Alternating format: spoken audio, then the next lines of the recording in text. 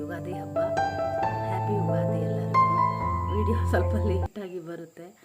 ನನಗೆ ಮದುವೆ ಮನೆ ಮುಗಿಸಿದ್ಮೇಲೆ ಸ್ವಲ್ಪ ಹುಷಾರಿಲ್ದಂಗೆ ಆಯಿತು. ಹಾಗಾಗಿ ನಾನು ಒಂದಷ್ಟು ದಿನ ವೀಡಿಯೋಗಳನ್ನೂ ಹಾಕಲಿಲ್ಲ. ನಂಗೆ ಎಡಿಟ್ ಕೂಡ ಮಾಡೋಕ್ಕಾಗ್ತಾ ಇಲ್ಲ.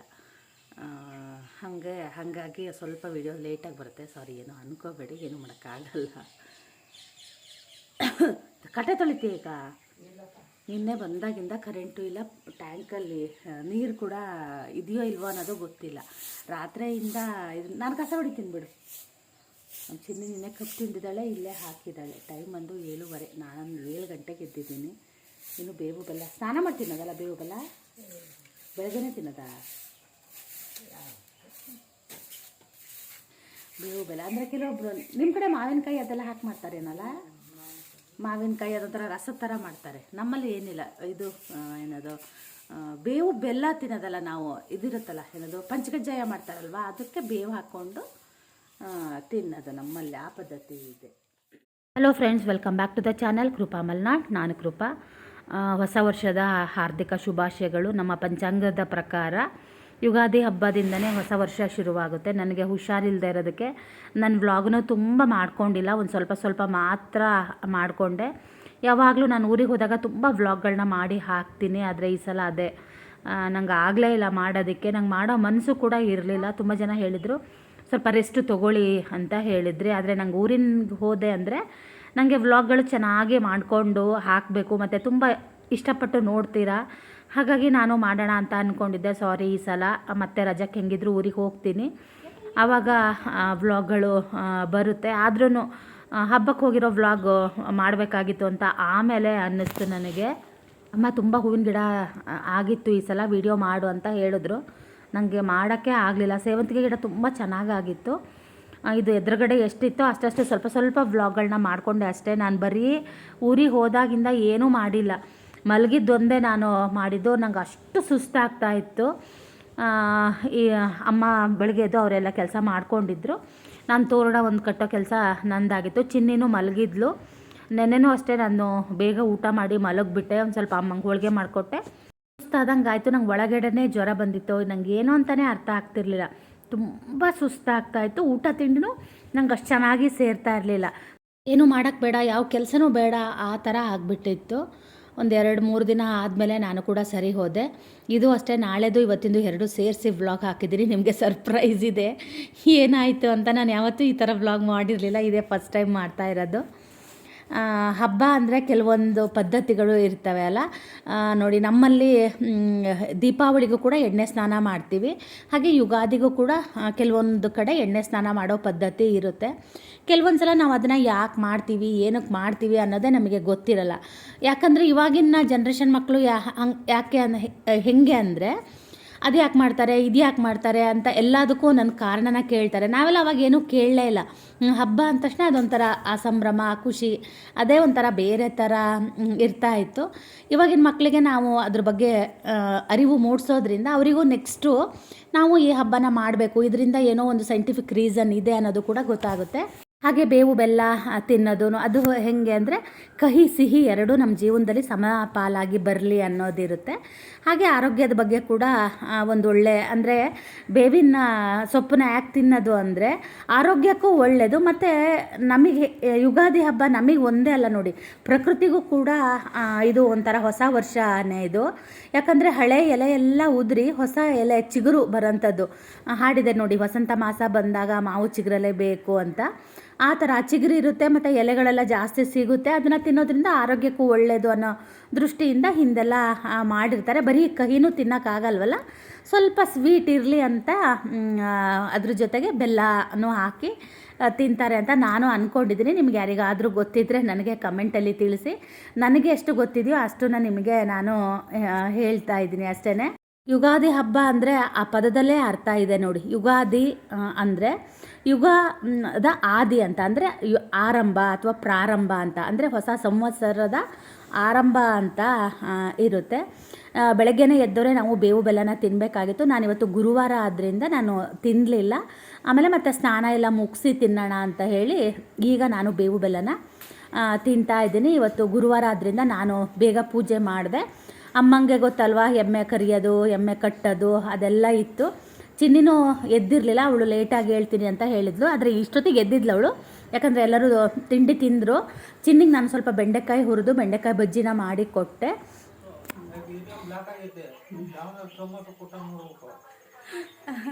ಯಾಕೋ ಸುಸ್ತು ಅಂದರೆ ಸುಸ್ತು, ಮಲಗಿದ್ದೆ ನಾನು. ಪಾತ್ರೆ ಒಂದು ತೊಳೆದು ಮಲಗಿದೆ. ಇವತ್ತು ಗುರುವಾರ ಅಲ್ಲ, ನಾನು ತಿಂಡಿ ಬೇರೆ ಏನೂ ತಿನ್ನಲ್ಲ. ಅಮ್ಮನೂ ಎಮ್ಮೆ ಕರೆದು ಲೇಟಾಗಿತ್ತು, ಹಾಗಾಗಿ ಹಾಲು ಇರಲಿಲ್ಲ ಕುಡಿಯೋಣ ಅಂದರೆ. ಅದಕ್ಕೆ ಸ್ನಾನ ಮಾಡಿ ನೀನು ಪೂಜೆ ಮಾಡು ಅಂತ ಹೇಳಿದ್ರು. ಅದಕ್ಕೆ ನಾನು ಸ್ನಾನ ಮಾಡಿ ಪೂಜೆ ಮಾಡಿದೆ. ಅಮ್ಮ ಈಗ ಸ್ನಾನ ಮಾಡಿ ಅಡುಗೆ ಮಾಡ್ತಾರೆ. ಅನ್ನಕ್ಕಿಡು ಅಂತ ಹೇಳಿದ್ದಾರೆ. ಅಕ್ಕಿ ಎಲ್ಲಿದ್ದಾವೆ ಅಂತ ನನಗೂ ಗೊತ್ತಿಲ್ಲ. ಅವ್ರು ಎಮ್ಮೆ ನಾವು ಹೊಡೆದು ಬರ್ತಿತ್ತು ಗದ್ದೆಗೆ ಅಂತ ಹೇಳಿ ಅವ್ರು ಹೋದರು. ಇದು ನಮ್ಮದು ಇದು ನೀರು ಕಾಯಿಸೋದಿದೆಯಲ್ಲ, ಅದು ಟ್ಯಾಂಕು, ಅದು ಟ್ಯಾಂಕ್ ಅಲ್ಲ, ಏನದು ಗೀಝರ, ಗುಜರಾತಿ ಗೀಝರ್ ಅಂತಾರೆ. ಕರೆಂಟ್ ಹೋಗಿ ಬಂದು ಆಗ್ತಾಯಿತ್ತು ನೋಡು. ಅದು ಒಬ್ಬರು ಸ್ನಾನ ಮಾಡಿದ್ರೆ ನೀರು ತಣ್ಣಗಾಗ್ಬಿಡುತ್ತೆ. ಹಾಗಾಗಿ ಈಗ ನನ್ನ ಸ್ನಾನ ಆಯಿತು, ನಾನು ಬೆಂಕಿ ಜೋರಾಗಿ ಹಾಕಿದ್ದೀನಿ. ಇನ್ನು ಚಿನ್ನಿಗೆ ಅದೇ ಸ್ನಾನ ಮಾಡು ಅಂತೀನಿ. ಇಲ್ಲ ಅಮ್ಮಮ್ಮ ಮಾಡಲಾ, ಅಮ್ಮಮ್ಮ ಮಾಡಿದ್ಮೇಲೆ ನೀವು ಮಾಡ್ತೀಯಾ? 24/7 ಇಷ್ಟು ತನಕ ಟಿ ವಿ ನೋಡಿದ್ಲು ತಿಂಡಿ ತಿಂತ. ಅಮ್ಮ ಅವಲಕ್ಕಿ ತಿಂದರು, ಇವಳು ನಿನ್ನೆ ರೊಟ್ಟಿ ಇತ್ತು, ಅದಕ್ಕೆ ಬೆಂಡೆಕಾಯಿ ಬಜ್ಜಿ ಮಾಡಿದರು.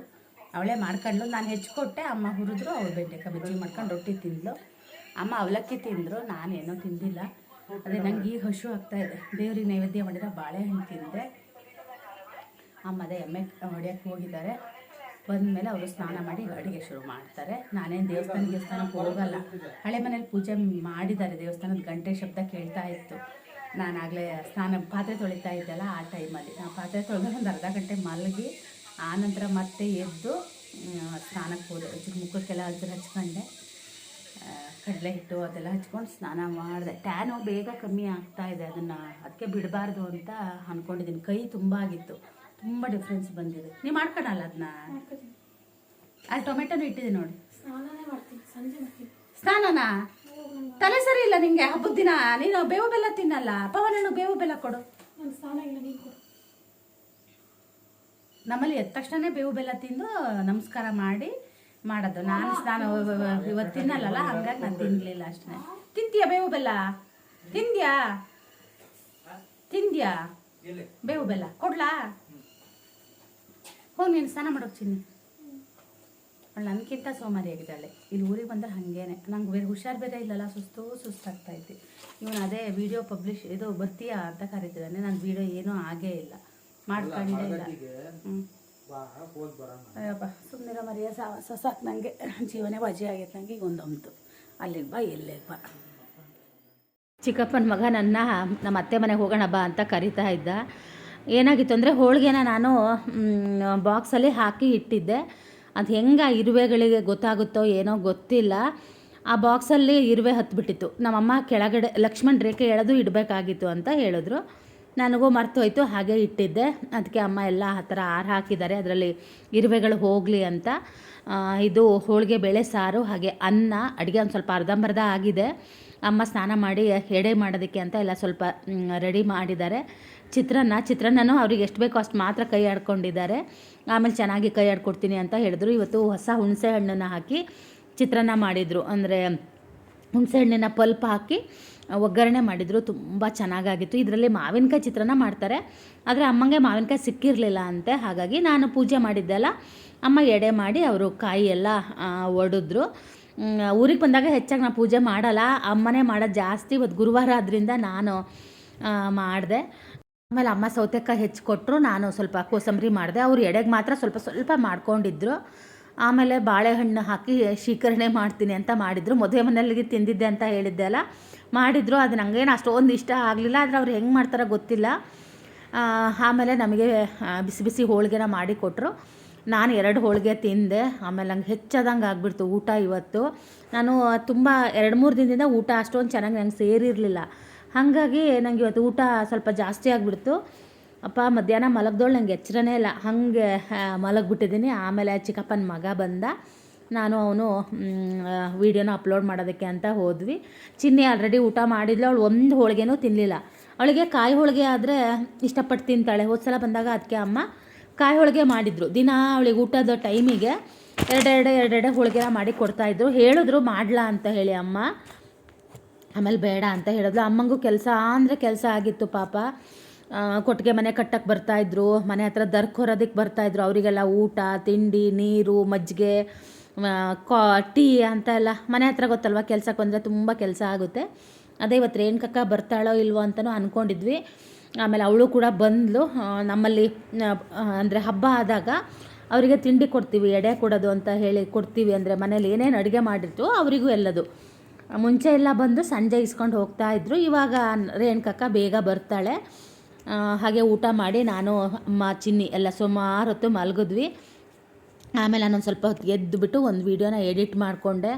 ಹೀಗೆ ಕುತ್ಕೊಂಡ್ರೆ ಕೆಲಸಗಳು ಸಾಗೋದೇ ಇಲ್ಲ ಅಂತ ಹೇಳಿ ಮಾಡಿದೆ. ಅಷ್ಟೊತ್ತಿಗೆ ಚಿಕ್ಕಪ್ಪನ ಮಗ ಕೂಡ ಬಂದ. ಅವನು ನಾನು ಇಬ್ಬರು ಸೇರಿ ಈಗ ವೀಡಿಯೋನ ಅಪ್ಲೋಡ್ ಮಾಡೋದಕ್ಕೆ ಅಂತ ಹೋಗ್ತಾ ಇದ್ದೀವಿ ಹೊಸಬಾಳೆಗೆ. ನನಗೆ ಈ ರೋಡು ಸ್ವಲ್ಪ ನೆನಪಾಗುತ್ತೆ ಯಾವಾಗಲೂ. ನಾನು ಕಾಲೇಜಿಗೆ ಹೋಗ್ಬೇಕಿದ್ರೆ ಇದೇ ಕಾಡಲ್ಲೇ ಒಬ್ಬಳೇ ಹೋಗ್ತಾ ಇದ್ದೆ. ಒಂದು ಸಲ ನಾನು ಬೈಕಲ್ಲಿ ಬಿದ್ದುಬಿಟ್ಟಿದ್ದೆ. ಅದು ಹೆಂಗೆ ಬಿದ್ದೆ ಅಂತ ನಂಗೆ ಗೊತ್ತಿಲ್ಲ. ಇವ್ನು ಯಾವಾಗಲೂ ಈ ರೋಡಲ್ಲಿ ಹೋಗ್ಬೇಕಿದ್ರೆ ಕೇಳ್ತಾನೆ. ನಂಗೆ ಆ ರೋಡು ಅಂದರೆ ಒಂದು ಸ್ವಲ್ಪ ಭಯ ಜಾಸ್ತಿ. ಇವಾಗ ಕಾಡು ಇಲ್ಲ, ಮುಂಚೆ ತುಂಬ ಕಾಡಿತ್ತು. ಅದೊಂದು ಸ್ವಲ್ಪ ಜಾಗದಲ್ಲಿ ತುಂಬ ಕಾಡಿದೆ, ಅಲ್ಲೊಂದು ಸ್ವಲ್ಪ ಭಯ ಅಂತ ಅನಿಸುತ್ತೆ. ನಾವೆಲ್ಲ ಸಣ್ಣವರು ಇರಬೇಕಿದ್ರೆ ಭಾನುವಾರ ದಿನ ಮಹಾಭಾರತ ಬರ್ತಾಯಿತ್ತು ಗೊತ್ತಾ. ಅವಾಗ ನಮ್ಮ ಊರಲ್ಲಿ ಯಾರ ಮನೇಲೂ ಟಿ ವಿ ಇರಲಿಲ್ಲ. ನಾವು ಹೊಸಬಾಳೆಗೆ ಹೋಗಿ ಒಬ್ಬರು ಮನೆಗೆ ಟಿ ವಿ ನೋಡೋಕೆ ಹೋಗ್ತಾಯಿದ್ವಿ, ನಾನು ಮತ್ತು ನನ್ನ ಫ್ರೆಂಡ್ ಸಂಧ್ಯಾ ಅಂತ. ಒಂದೊಂದಿನ ಅವಳು ಸಂಧ್ಯಾ ನನಗಿಂತ ಮುಂಚೆ ಹೋಗಿಬಿಟ್ಟಿರೋಳು. ಆಮೇಲೆ ನಾನು ಒಬ್ಬಳೇ ನಡ್ಕೊಂಡು ಹೋಗಿದ್ದು ಸುಮಾರು ದಿನ ನಂಗೆ ನೆನಪಿದೆ. ಅದು ನಡ್ಕೊಂಡು ಹೋಗಿದ್ದು ಆವಾಗ ಎಷ್ಟು ಭಯ ಆಗ್ತಿತ್ತು ಗೊತ್ತಾ. ಆಮೇಲೆ ಯಾರಾದರೂ ನಮ್ಮ ಊರವ್ರು ಹೋಗ್ತಾಯಿದ್ರೆ ಪಾಪ ಕರ್ಕೊಂಡು ಹೋಗ್ತಾಯಿದ್ರು. ನಡ್ಕೊಂಡು ಹೋಗ್ಬೇಕಿದ್ರೆ ಸ್ವಲ್ಪ ಹೆದರಿಕೆ ಆಗ್ತಾಯಿತ್ತು. ಸೈಕಲಲ್ಲಿ ಓಡಾಡಿದ್ದು ಎಲ್ಲ ಈ ರೋಡಲ್ಲೇ ನಾನು ಕಾಲೇಜಿಗೆಲ್ಲ ಹೋಗಬೇಕಿದ್ರೆ. ಮುಂಚೆ ಎಲ್ಲ ತುಂಬ ಕಷ್ಟ ಆಗ್ತಾಯಿತ್ತು ಸ್ಕೂಲಿಗೆ ಹೋಗೋದು ಕಾಲೇಜಿಗೆ ಹೋಗೋದು. ಅದೆಲ್ಲ ಹೋದವ್ರಿಗೆ ಗೊತ್ತಿರುತ್ತೆ. ಇವಾಗೆಲ್ಲ ಸೈಕಲ್ ಇದೆ, ಆಮೇಲೆಲ್ಲ ಸಿಟಿಗಳ ಹತ್ತಿರ ಇದೆ, ಆಮೇಲೆ ಸ್ಕೂಲ್ ಬಸ್ಗಳೇ ಮನೆ ಬಾಗಿಲಿಗೆ ಬರುತ್ತೆ. ಆವಾಗ ನಮಗೆ ಆ ಥರ ಎಲ್ಲ ಏನೂ ಇರಲಿಲ್ಲ. ಹಾಗೆ ಅಲ್ಲಿಂದ ಬಂದೆ ನಾನು. ಚಿನ್ನಿ ಅವಲಕ್ಕಿ ಮಾಡ್ಕೊಂಡಿದ್ಲು, ಅಮ್ಮ ನಂಗೆ ಟೀ ಮಾಡಿಕೊಟ್ರು. ಟೀ ಕುಡಿದು ಒಂಚೂರು ಅವಲಕ್ಕಿ ತಿಂದೆ. ನಂಗೆ ಅದೇ ಒಂಥರ ಗ್ಯಾಸ್ಟ್ರಿಕ್ ಆದಂಗೆ ಆಗಿ ಅಪ್ಪ ನಿನ್ನೆ ಬೇಡಪ್ಪ ಅನ್ನೋ ಥರ ಆಯಿತು. ಹಾಗೆ ಇದು ನೆಕ್ಸ್ಟ್ ಡೇ ಗುಡ್ ಮಾರ್ನಿಂಗ್ ಎಲ್ಲರಿಗೂ. ಇವತ್ತು ಏನಾಯಿತು ಅನ್ನೋದನ್ನ ನಾನು ಆಮೇಲೆ ಹೇಳ್ತೀನಿ. ವೀಡಿಯೋ ಇಲ್ಲೇ ಹಾಗೆ ಮುಗಿಸ್ಬಿಡ್ತೀನಿ ನಾನು. ನಿಮಗೆ ಒಂದು ಸ್ವಲ್ಪ ಕನ್ಫ್ಯೂಷನ್ ಆಯಿತು ಅನಿಸುತ್ತೆ ಇವತ್ತಿನ ವ್ಲಾಗ್. ನಾನು ಯಾವಾಗಲೂ ಈ ಥರ ವ್ಲಾಗ್ಗಳನ್ನ ಮಾಡಲ್ಲ. ನಂದು ಯಾವಾಗಲೂ ಕಂಟಿನ್ಯೂಟಿ ಇರುತ್ತೆ. ಒಂದಿನದ ವ್ಲಾಗ್ ಅಂದರೆ ಒಂದಿನದ ಪೂರ್ತಿ ಇರುತ್ತೆ. ಹಬ್ಬದ ವೀಡಿಯೋ ಹಾಗೆ ಮಾಡಬೇಕು ಹೀಗೆ ಮಾಡಬೇಕು ಅಂತ ಅಂದ್ಕೊಂಡಿದ್ದೆ ಯುಗಾದಿ ಹಬ್ಬದ್ದು. ಹಾಗೂ ಇಲ್ಲ ಹೀಗೂ ಇಲ್ಲ, ಹೀಗೆ ಆಗೋಯಿತು. ಹಾಗೆ ಅಲ್ವಾ, ಒಂದೊಂದ್ಸಲ ನಾವು ಅಂದ್ಕೊತೀವಿ. ನಾವು ಅಂದ್ಕೊಂಡಿದ್ದು ಯಾವುದೂ ನಮ್ಮ ಜೀವನದಲ್ಲಿ ನಡೆಯೋದೇ ಇಲ್ಲ. ನಾವು ಏನು ಅಂದ್ಕೊಳ್ಳಲ್ವೋ ಅದೇ ನಮ್ಮ ಜೀವನದಲ್ಲಿ ನಡೆಯುತ್ತೆ. ಈ ಸಲ ತವ್ರ ಮನೆಯಲ್ಲಿ ಯುಗಾದಿ ಹಬ್ಬ ಮಾಡೋ ಥರ ಆಯಿತು ನನಗೂ. ಹಾಗೆ ತಿಂಡಿ ಬಂದು ಇವತ್ತು ಅಮ್ಮ ರೊಟ್ಟಿ ಮಾಡ್ತೀನಿ. ಚಿನ್ನಿಗೆ ರೊಟ್ಟಿ ಅಪರೂಪ ಅಲ್ಲ, ಹಾಗಾಗಿ ರೊಟ್ಟಿ ಮಾಡಿ ಪುಂಡಿ ಸೊಪ್ಪು ಮಾಡ್ತೀನಿ ಅಂತ ಹೇಳಿದ್ರು. ಆಮೇಲೆ ನಾನು ಬೇಗನೆ ಎದ್ದೆ ಇವತ್ತು. ಎದ್ದವಳು ಇದು ಬಸಳೆ ಸೊಪ್ಪನ್ನು ಕೊಯ್ತಾ ಇದ್ದೀನಿ. ಅಮ್ಮ ಹೋದ ಸಲ ಬಸಳೆ ಗಿಡ ಹಾಕಿದ್ರಲ್ವ, ಅದು ಬಳ್ಳಿ ಒಳ್ಳೆ ಚೆನ್ನಾಗಾಗಿತ್ತು. ಅದರಲ್ಲೇ ಬಸಳೆ ಸೊಪ್ಪನ್ನು ಕೊಯ್ದು ಅದನ್ನು ಹೆಚ್ಚಿಕೊಟ್ರೆ ಅಮ್ಮ ಪಲ್ಯನ ಮಾಡ್ತಾರೆ.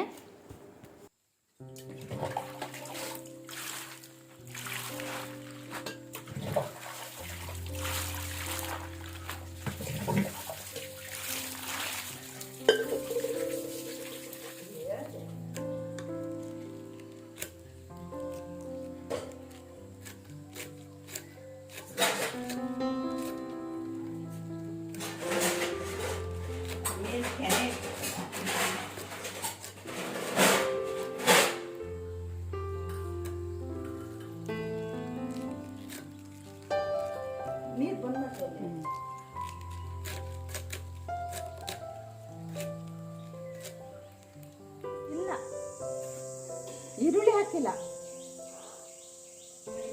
ಹಾಂ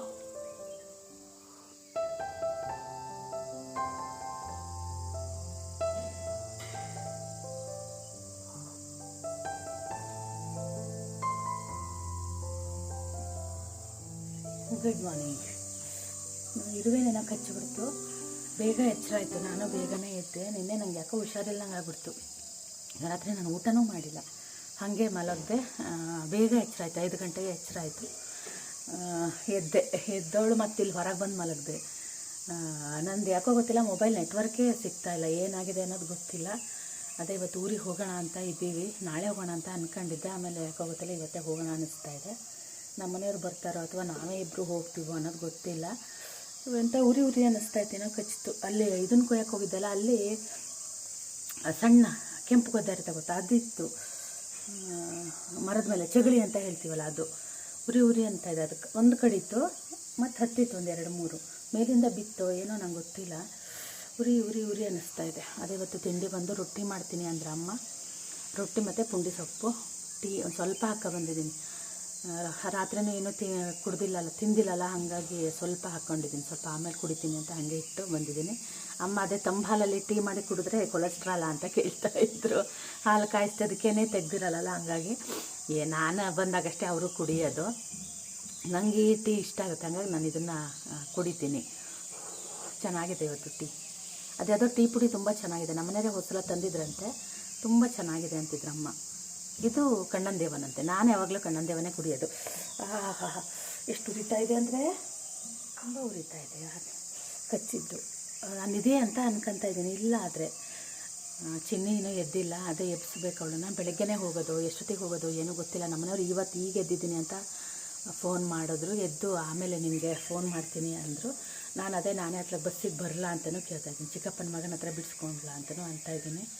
ನೋಡೋಣ ಏನಾಗುತ್ತೆ ಅನ್ನೋದು. ಓ ಕೆಂಪಿರುವೆ, ಸಣ್ಣ ಇರುವೆ. ನಾನು ಇಲ್ಲಿ ಹತ್ತಿದ್ದು ನೋಡಿ ಅಂದ್ಕೊಂಡೆ, ಎಲ್ಲಿ ಹಿಂದ್ಗಡೆ ಅಲ್ಲಿ ಕಟ್ಟೆ ಮೇಲೆ ಕುತ್ಕೊಂಡು ತರಕಾರಿ ಹೆಚ್ಚಿದೆ ಅಲ್ಲ, ಅಲ್ಲೋ ಏನೋ ಗೊತ್ತಿಲ್ಲ. ಇದು ಮಾತ್ರ ಭಾರಿ ಉರಿತಾ ಇದೆ. ಕೊಬ್ಬರಿ ಎಣ್ಣೆನಾದ್ರು ಹಚ್ಕೊತೀನಿ. ಟೈಮ್ ಬಂದು ಇನ್ನೂ 7 ಗಂಟೆ ಆಗಿದೆ ಅಷ್ಟೇ, 8:30 9. ನಾನು ಅದೇ 9 ಗಂಟೆ ಹಿಂಗೆಲ್ಲರೂ ಬಸ್ ಹತ್ತಿದ್ರೆ 10:30 11 12 ಗಂಟೆ ಒಳಗೆ ಊರಿಗೆ ಹೋಗ್ತೀವಿ ಅಂತ ಅಂದ್ಕೊಂಡಿದ್ದೆ. ಏನು ಮಾಡೋದು ನೋಡೋದು, ಗೊತ್ತಿಲ್ಲ ಏನಾಗುತ್ತೆ ಏನು ಎತ್ತ ಅಂತ. ಹುಷಾರಿಲ್ದಿರೋದಕ್ಕೆ ವ್ಲಾಗ್ ಮಾಡೋಕ್ಕೆ ಆಗಿಲ್ಲ ನನಗೆ. ಇಲ್ಲಾಂದರೆ ಊರಿಗೆ ಬಂದಾಗ ತುಂಬ ವ್ಲಾಗ್ಗಳು ಮಾಡ್ಕೊತಾ ಇದ್ದೆ. ಈ ಸಲ ನನಗೆ ಮಾಡೋಕ್ಕೆ ಆಗಿಲ್ಲ. ಅಮ್ಮ ನೀನೇ ಮೆಹಂದಿ ನೆನೆಸಿಟ್ಕೊಂಡು ಹಚ್ಕೊಂಡ್ರು, ನಂಗೆ ಬೇಕಾದ್ರೆ ಹಚ್ಕೊಂಡ್ರು, ಬೇಡ ಅಂತ. ಚೆನ್ನಾಗತ್ತೈತೆ. ಆಮೇಲೆ ನಾನು ವೀಡಿಯೋನ ಮಾಡಲೇ ಇಲ್ಲ. ನಾನು ಚಿನ್ನಿ ಇಬ್ಬರು ಬಸ್ಸಿಗೆ ಬಂದ್ವಿ ಊರಿಗೆ. ಹಾಗೆಯೇ ಇವತ್ತಿನ ವ್ಲಾಗ್ನ ಇಲ್ಲಿಗೆ ಮುಗಿಸ್ತಾ ಇದ್ದೀನಿ. ನಾಳಿನ ವ್ಲಾಗಲ್ಲಿ ಸಿಗ್ತೀನಿ.